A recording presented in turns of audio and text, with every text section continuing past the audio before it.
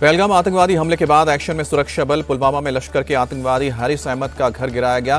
कांचीपुरा इलाके में हारिस अहमद के घर में किया गया ब्लास्ट। पुलवामा में एक और आतंकवादी एहसान अहमद शेख के घर पर भी हुआ एक्शन। देर रात 2 मंजिला मकान किया गया जमींदोज। लश्कर का आतंकवादी एहसान अहमद शेख 2023 से घाटी में एक्टिव था। पिछले 24 घंटे में 4 आतंकवादियों के मकान गिराए गए। जम्मू कश्मीर में आतंकवादियों के खिलाफ सुरक्षा बलों का एक्शन तेज। कुलगाम के ठोकरेपोरा इलाके में आतंकवादियों के 2 मददगारों को पकड़ा गया। ओवरग्राउंड वर्कर्स के पास से मिले हथियार। सुरक्षा बलों ने 2 पिस्टल, मैगजीन और कई राउंड गोलियां जब्त की।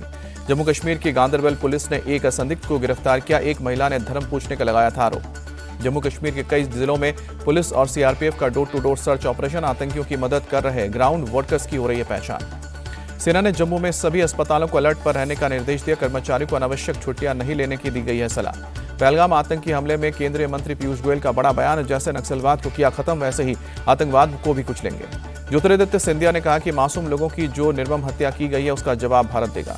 पहलगाम आतंकी हमले के खिलाफ तेलंगाना के सीएम रेवंत रेड्डी ने पीएम मोदी का किया समर्थन। कहा कि पाकिस्तान को 2 टुकड़ों में बांटे, पीओके को भारत में मिलाएं। पहलगाम आतंकवादी हमले के खिलाफ हैदराबाद में कांग्रेस ने निकाला candle march. CM Revanth Reddy के साथ एआईएमआईएम चीफ असदुद्दीन ओवैसी और उनके विधायक भी हुए शामिल। शिमला में कांग्रेस ने पहलगाम आतंकी हमले के खिलाफ निकाला candle march. CM Sukhvinder Singh Sukhu भी मार्च में शामिल हुए। लखनऊ में पहलगाम आतंकी हमले के खिलाफ सड़कों पर उतरे समाजवादी पार्टी के नेता। मोमबत्ती जलाकर किया विरोध प्रदर्शन। प्रधानमंत्री मोदी से मिले आंध्र प्रदेश के सीएम चंद्रबाबू नायडू। कहा कि आतंकवाद के खिलाफ केंद्र के साथ खड़े हों। सिंधु जल समझौते को लेकर गृह मंत्री अमित शाह और जल शक्ति मंत्री सीआर पाटिल ने बैठक की। पाकिस्तान को एक बूंद भी पानी न देने की रणनीति पर चर्चा हुई। अमित शाह ने जल शक्ति मंत्री को पानी रोकने के हर तरीके पर तुरंत काम करने के लिए शुरू करने के लिए कहा। सिंधु जल संधि संदिग्ध को लेकर भारत के फैसले पर विदेश मंत्री बिलावल भुट्टो की गीदड़ भभकी। कहा कि या तो हमारे सिंधु दरिया में पानी बहेगा या फिर भारत का खून।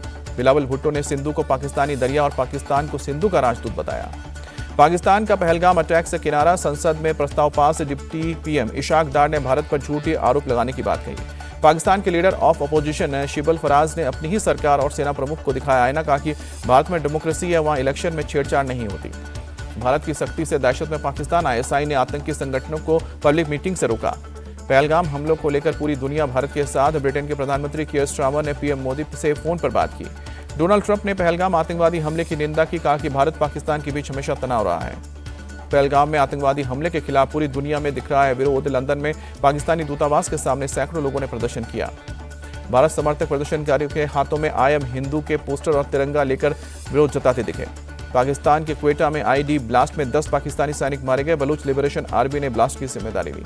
क्वेटा के मार्गरेट इलाके में पाकिस्तानी सेना की गाड़ी पर रिमोट कंट्रोल आईडी ब्लास्ट हुआ है। बीएलए के प्रवक्ता ने कहा स्वतंत्रता सेनानियों ने अपना लक्ष्य हासिल किया। गृह मंत्री अमित शाह ने सभी राज्यों के मुख्यमंत्रियों से फोन पर बात की। पाकिस्तानियों को तुरंत वापस भेजने के लिए कहा। अमित शाह के फोन के बाद एक्शन में महाराष्ट्र सरकार। राज्य में रह रहे पाकिस्तानियों की लिस्ट बनाने का काम शुरू। पुणे में भी 111 पाकिस्तानी नागरिकों की पहचान हुई। 27 अप्रैल तक भारत छोड़ने को कहा गया। पहलगाम हमले के विरोध में कांग्रेस का कैंडल मार्च। दिल्ली में राहुल गांधी भी शामिल हुए।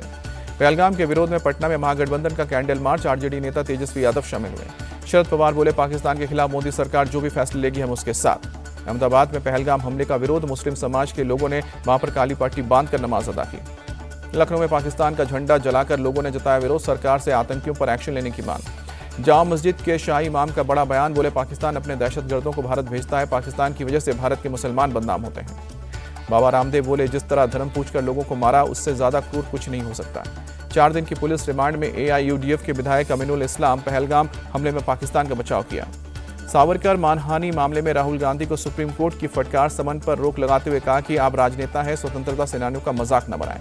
वक्फ कानून पर केंद्र सरकार ने सुप्रीम कोर्ट में जवाब दाखिल किया। कहा कि संशोधन जरूरी था, धार्मिक अधिकार में कोई हस्तक्षेप नहीं होगा। केंद्र सरकार ने सुप्रीम कोर्ट से सभी याचिकाएं खारिज करने की मांग की। कहा कि वक्फ मुसलमानों की धार्मिक संस्था नहीं बल्कि वैधानिक निकाय है। कानपुर के चेकरी में गौतस्कर की पुलिस से मुठभेड़। जवाबी कार्रवाई में घायल हुआ अपराधी। गौतस्कर का एक साथी मौके से फरार है। मामले की जांच कर रही है पुलिस। दिल्ली में शुरू हुआ एशियन योगासन स्पोर्ट चैंपियनशिप का दूसरा सीजन। 20 से ज्यादा एशियाई देशों के योग साधक योग साधना के लिए पहुंचे। 27 अप्रैल तक चलेगा आयोजन। इंदिरा गांधी स्टेडियम में एशियन योगासन स्पोर्ट चैंपियनशिप का भव्य आगाज। केंद्रीय खेल एवं युवा मामलों के मंत्री मनसुख मंडाविया, योग गुरु स्वामी रामदेव भी शामिल हुए। पोप फ्रांसिस का आज वेटिकन में होगा अंतिम संस्कार। राष्ट्रपति द्रौपदी मुर्मू होंगी अंतिम संस्कार में शामिल।